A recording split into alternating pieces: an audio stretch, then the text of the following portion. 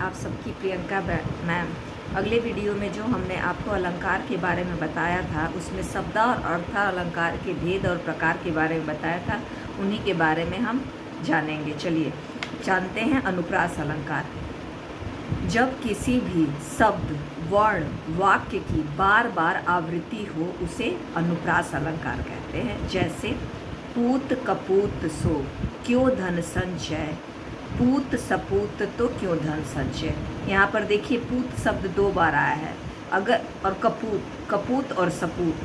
पूत जो है, पूत यानी पुत्र, पुत्र जो है अगर अच्छा खराब हो, कपूत यानी खराब होता है, बुरा होता है। अगर बुरा होता है तो तुम अगर धन संचय करते हो तो वो नष्ट ही हो जाता है। क्यों धन संचय करना, तो क्यों धन संचय, पूत सपूत तो क्यों धन संचय। मतलब पुत्र अगर खराब है तो हम धन संचय करने से कोई फ़ायदा नहीं होता, बेकार ही जाएगा। और अगर सपूत अच्छा है, अगर पुत्र जो है वो बहुत ही अच्छा है तो धन संचय क्यों करें, क्योंकि वो तो खुद ही कमा लेगा।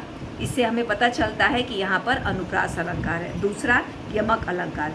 जिस शब्द का बार बार प्रयोग हो और हर बार अर्थ अलग अलग हो उसे यमक अलंकार कहते हैं। यानी कि बार बार एक ही शब्द आए लेकिन हर बार उसका अर्थ जो है वो अलग अलग हो। जैसे कनक कनकते 100 गुनी, मादकता अधिकाय, वा खाए बौराय जग, या खाए बौराय।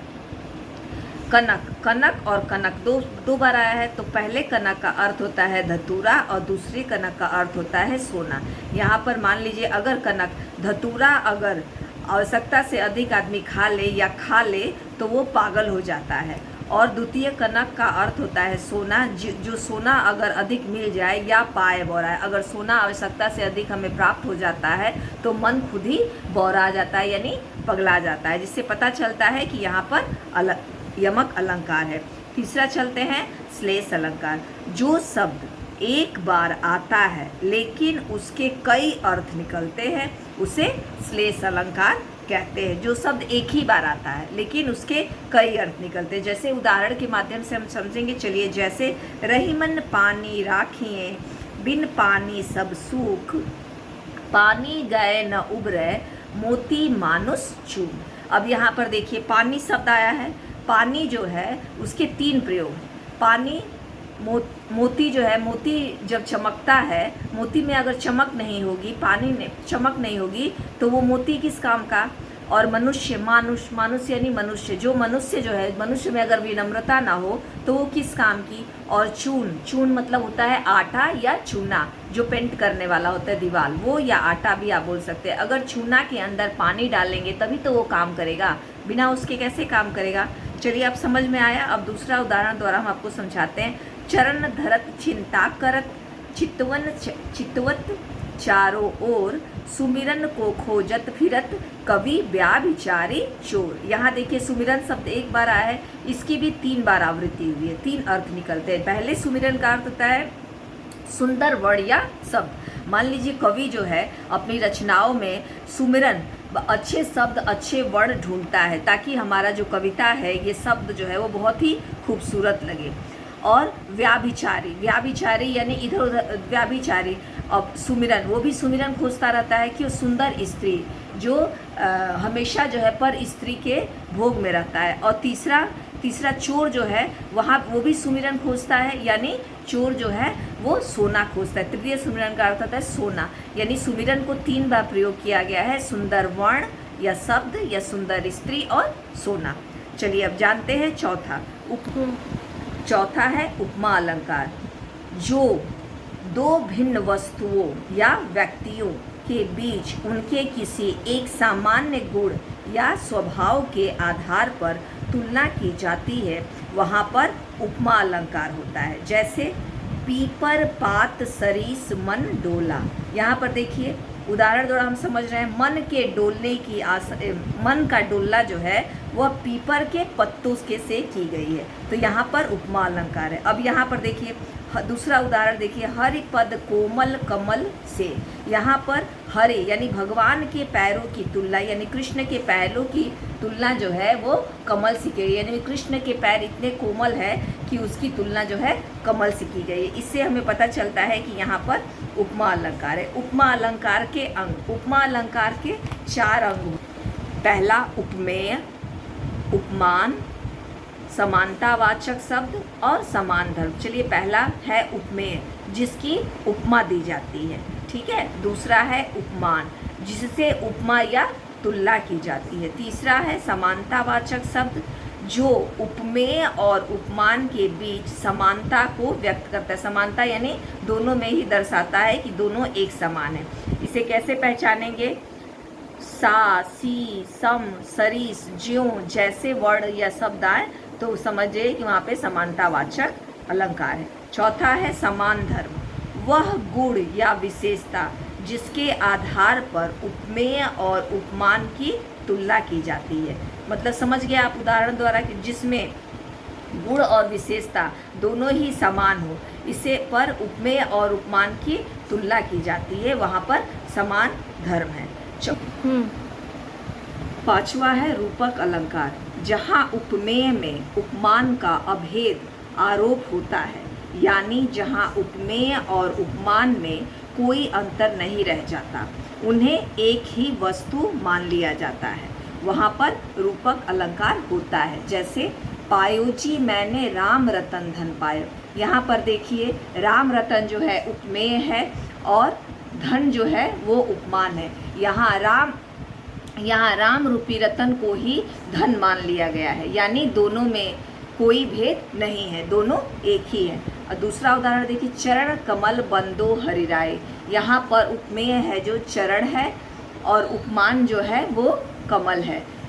यहाँ पैरों में कमल का अभेद आरोप किया गया है, जिससे चरणों को ही कमल मान लिया गया है, जिससे पता चलता है कि यहाँ पर रूपक अलंकार है। यहाँ पर एक और उदाहरण देखिए, मैं तो चंद खिलौने लौंगो।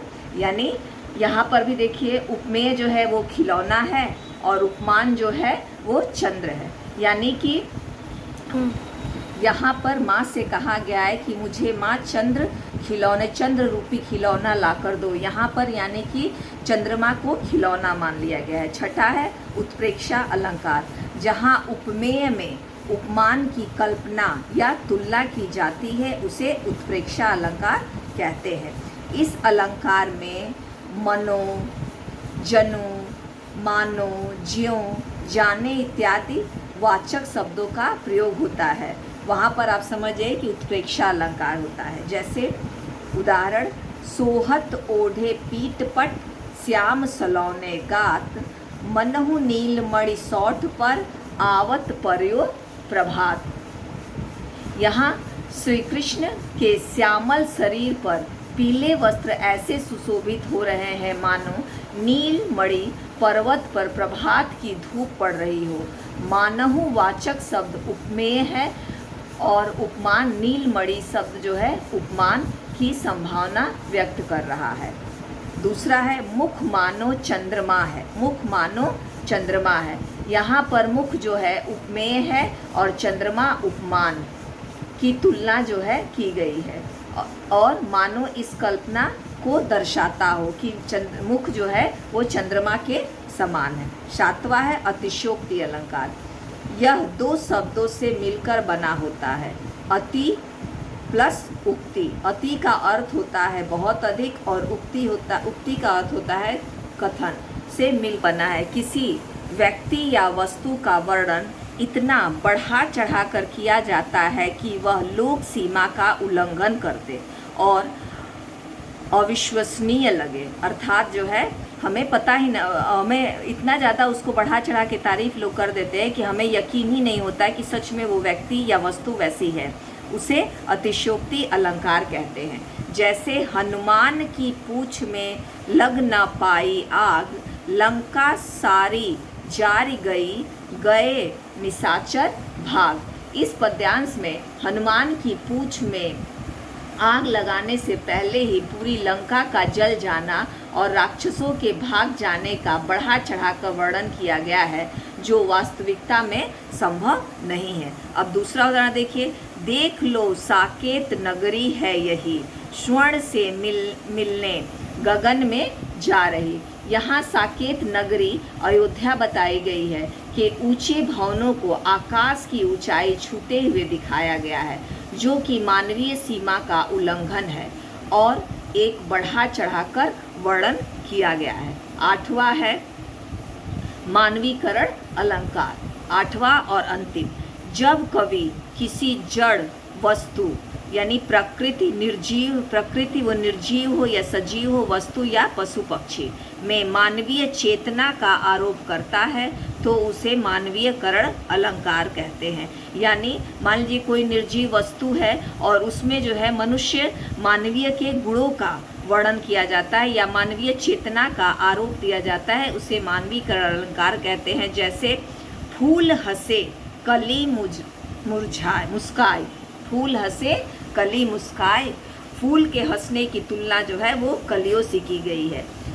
चांदनी रात हंस रही है, चांदनी रात जो है टिमटिमा रही है, उसको हंसता हुआ दर्शाया गया है।